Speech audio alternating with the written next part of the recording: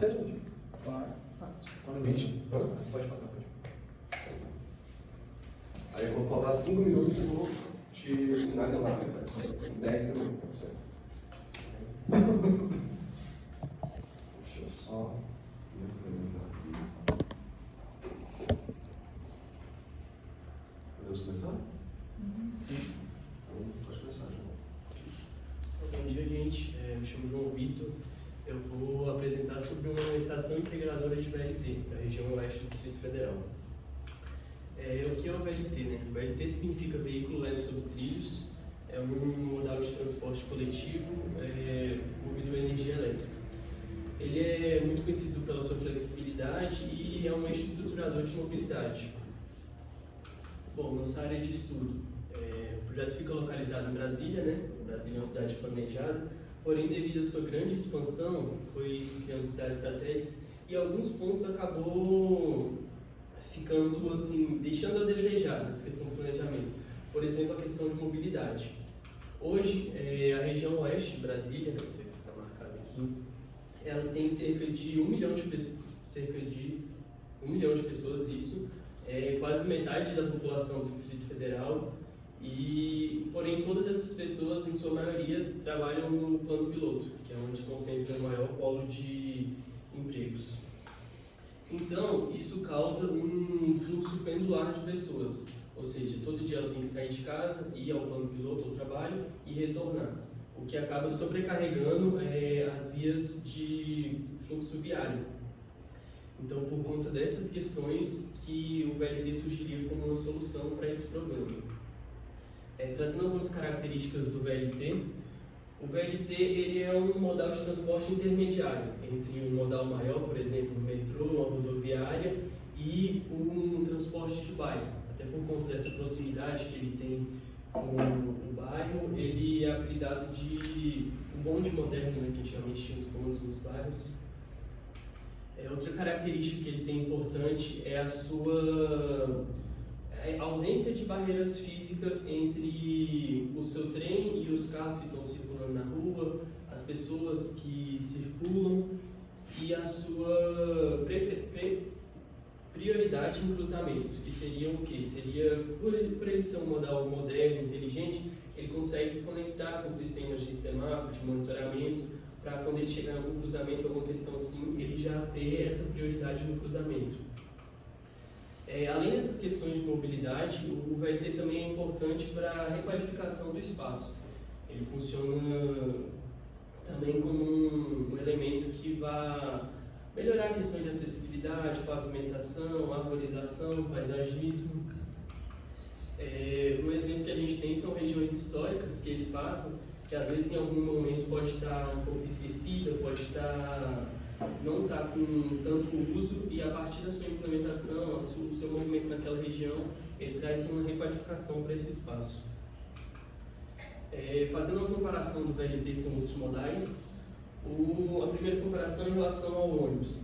A sua grande diferença está na emissão de poluentes, né? O VLT ele é um meio de transporte elétrico, então ele não tem os poluentes que o ônibus emite, mas além disso ele também tem questões de pavimentação, o conforto é maior, a sua vida útil é maior.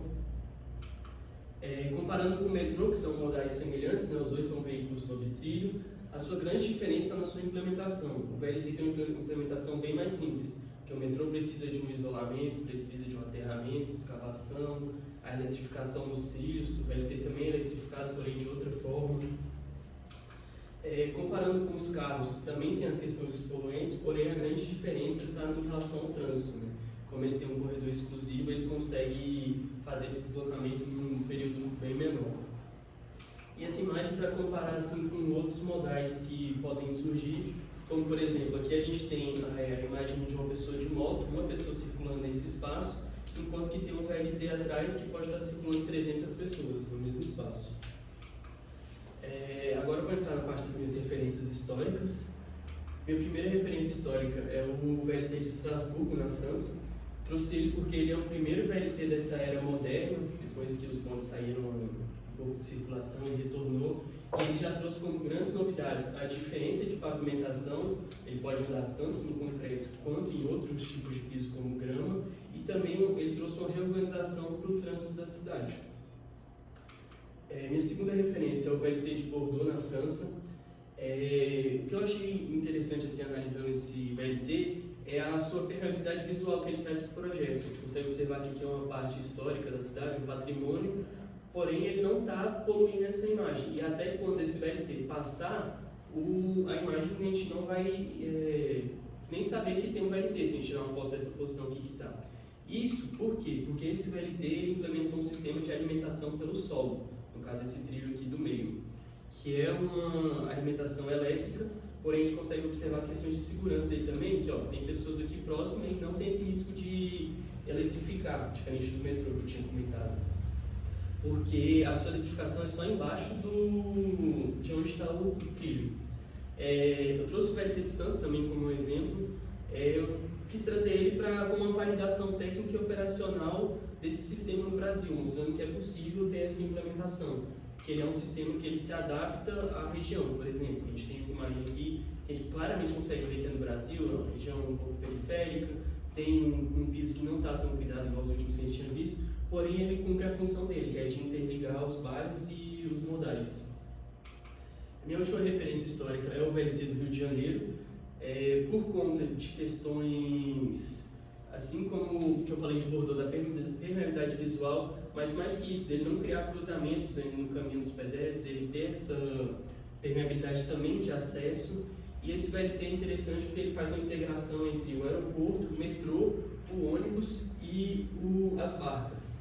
As barcas porque ele faz parte também do processo de revitalização que teve no Rio de Janeiro da região portuária, né? Embaixo da região portuária como está hoje. Como eu falei, o VLT pode ser usado nessa função de auxiliar na revitalização dos espaços.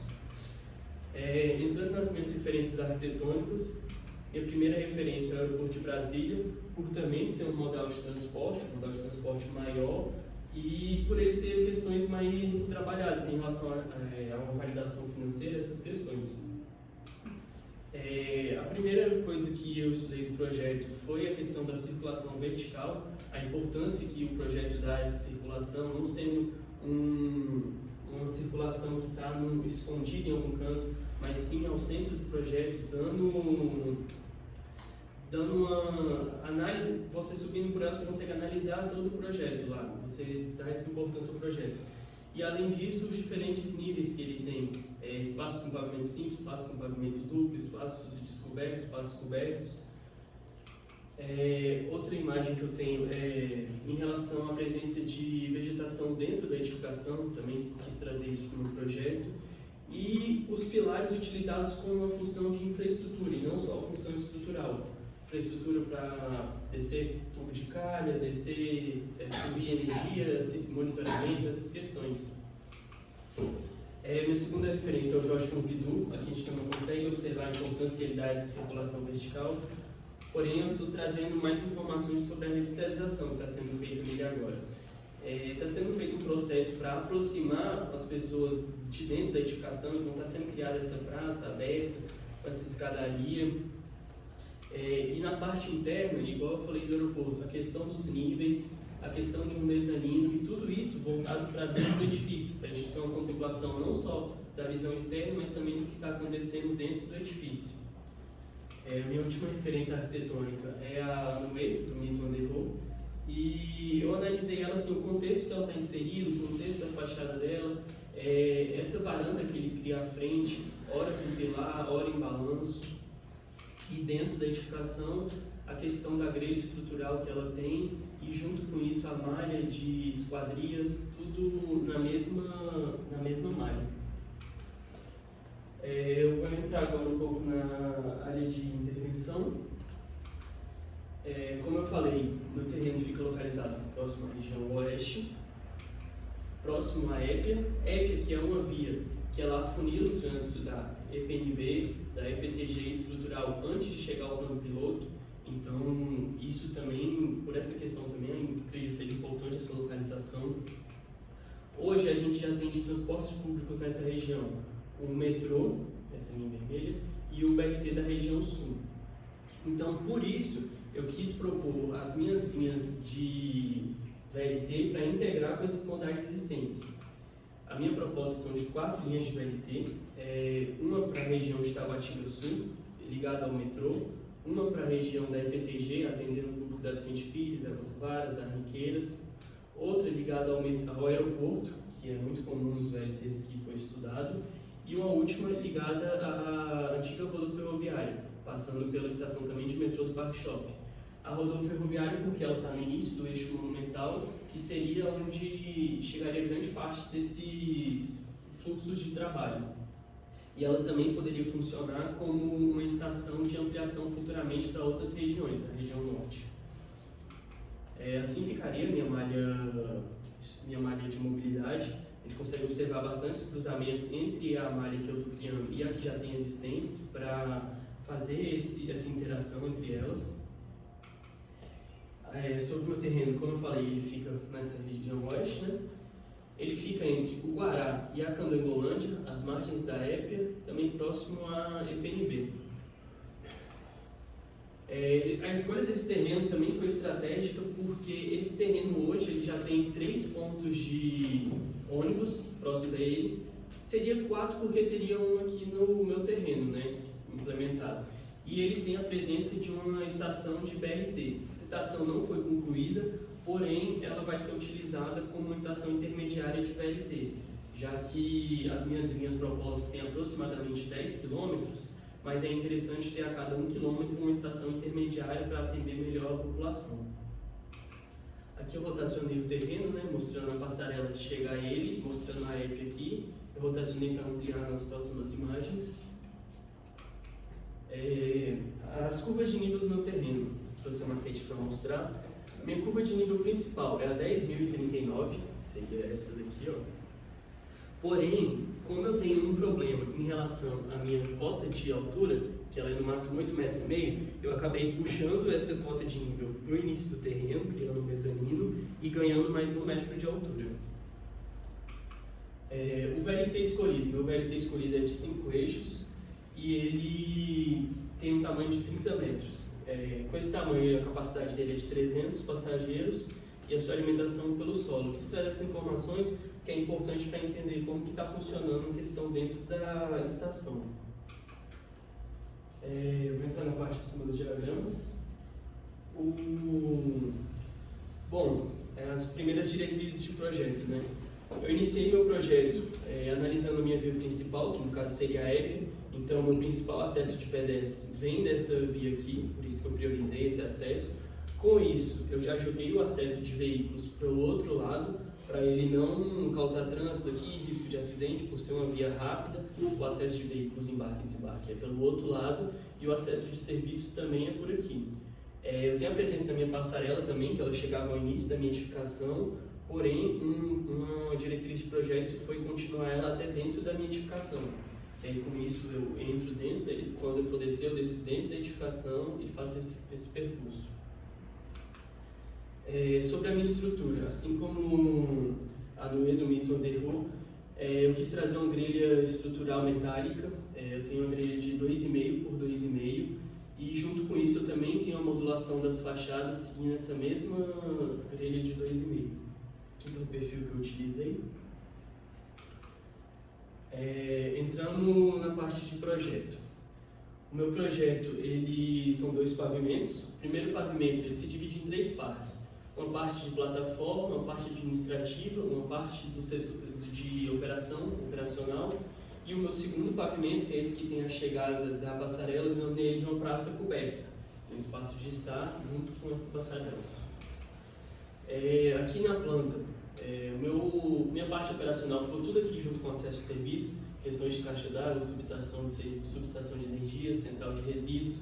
Eu tenho todo esse espaço aqui de embarque com plataformas, espaço de estar e no nível -1 aqui, após descer uma rampa, eu tenho toda a parte administrativa. Um destaque assim, o meu banheiro ele ficou apenas aqui na parte administrativa. Por quê? porque como isso é um prédio público, vai ter grande movimentação, é uma estação, eu quis ter um pouco de controle de acesso assim, a esse banheiro, por questões de segurança. No meu segundo pavimento eu tenho 2 restaurantes, um espaço de lanchonete e cafeteria após a chegada da passarela. Aqui não está conseguindo ver, mas tem canteiros também aqui nessa separação. Por isso que eu denominei de uma praça coberta, um espaço de estar. Aqui no corte, mostrando assim, como foi trabalhado isso e também as questões da referência, o nível administrativo, o nível do mezanino, o nível da praça coberta, então essa diferença de nível, assim como nas minhas referências. Tem aqui a área de embarque, a praça coberta. Nesse corte a gente consegue observar como está funcionando isso. Praça de embarque, subida da rampa, tem esse mezanino, se descer tem o setor administrativo. Quando subir a outra rampa que não está aparecendo no corte, vai para a praça coberta. Aqui mostrando na maquete também, seria essa parte daqui, ó. A rampa que dá acesso à praça coberta, a rampa que dá acesso à plataforma e também como que funciona a ventilação dessa parte administrativa, já que ela está no nível -1, né? Agora eu vou entrar na parte das imagens para explicar algumas questões que talvez ainda não tenham sido solucionadas, não tenham sido explicadas. Bom, essa é a minha fachada principal, mostrando assim, a chegada da passarela até a edificação, essa grelha metálica que foi trabalhada, um espaço de varanda antes de chegar à edificação, porque na banca 1 a gente observou que essa fachada era a leste e isso tinha questões de insolação e também essa parte desses blocos de pilares na fachada para dar um ritmo e marcar a modulação que tem no terreno. Aqui mostrando a varanda como funciona, a parte da passarela, como que ela está conversando com esse espaço da varanda, que pode ser um espaço de passagem, mas também um espaço de estar. Entrando na parte da plataforma, o acesso em nível ao PLT, por questões de acessibilidade. Aqui eu quis trazer essa imagem também para mostrar o pilar, a soltura que ele tem aqui para colocar uma chapa e trabalhar essas questões que ele tem de infraestrutura. Só uma coisa que eu esqueci de falar. Esse nível inferior aqui do VLT, ele também segue a mesma grelha para ter a mesma linguagem de todo o edifício. A gente viu aquela imagem dali, agora estamos vendo aqui a passarela chegando, né, para mostrar como que é essa chegada dela nesse nível superior da praça coberta. A passarela também tem a mesma linguagem do edifício, segue a mesma modulação de grelha. Aqui mostrando a rampa também foi trabalhada para seguir essa mesma modulação, não ter nada que seja estranho ao projeto. Por exemplo, esse perfil menor que ela tem, as vigas, tudo na mesma linguagem, na mesma modulação. Aqui mostrando a rampa do mezanino para esse nível coberto, mas o que eu queria observar é igual eu falei que eu queria buscar das referências, trazer as pessoas observando o que está acontecendo dentro da edificação e não só um espaço de circulação. O espaço de destaque que eu tenho na minha praça coberta, destacando novamente a modulação que tem das esquadrias, das grelhas metálicas. Aqui a chegada da passarela, um café, uma lanchonete à frente, para se alguém quiser um lanche rápido, uma bebida, alguma coisa. Eu tenho uma circulação de elevador também, que é importante por questão de acessibilidade, mas eu não comento tanto porque não é a minha circulação principal. O meu intuito principal é utilizar a rampa. E assim, esse café, como eu falei, para um atendimento mais rápido, mas caso tenha um atendimento mais demorado, eu tenho um restaurante aqui, também na mesma linguagem do edifício, com essa vista aqui para o Museu da Candangolândia, para a EPA, PNB. Aqui mostrando os diferentes níveis que eu tenho no projeto, nível de praça coberta, a rampa, mezanino, aqui um espaço de estar da área de embarque e o acesso ao nível -1, que é o administrativo aqui. Essa é a rampa que dá acesso a ele, ampliada, embaixo do mezanino, com as duas rampas na lateral. Essa área administrativa também foi pensada na mesma linguagem do edifício, para não, como eu falei, não ter nada estranho, que chame a atenção, se destaque. Aqui é um espaço de circulação com acesso às áreas que têm propostas nesse local. Aqui é a fachada posterior que eu tenho, assim, na mesma linguagem da fachada da frente, para ter esse equilíbrio, ter esses módulos de pilares, ter a presença das claraboias em cima, ela marcando no piso, por questões de iluminação e também por ventilação, por eu ter uma estação grande, foi pontuado na primeira vez, que era importante eu trabalhar essa ventilação. Então, eu trabalhei com essas claraboias que ajudariam nessa questão de ventilação e também mais aberturas para facilitar isso. Que a fachada posterior, que tem um embate de VLT também, já que são 4 linhas, o mesmo ritmo de pilares. Aqui mostrando como que funciona esse embarque e desembarque por essa fachada. E para finalizar, eu quis trazer uma imagem noturna da estação, já que como a estação de VLT ela funciona até mais tarde, né? Tem um período de funcionamento diferente. Aí eu quis mostrar trabalhando a iluminação tanto na parte de cima, como é uma estrutura alta também tem iluminação nos pilares, ou iluminação embaixo, para ter esse equilíbrio. E com isso finalizo. Agradecer a atenção de todos, muito obrigado.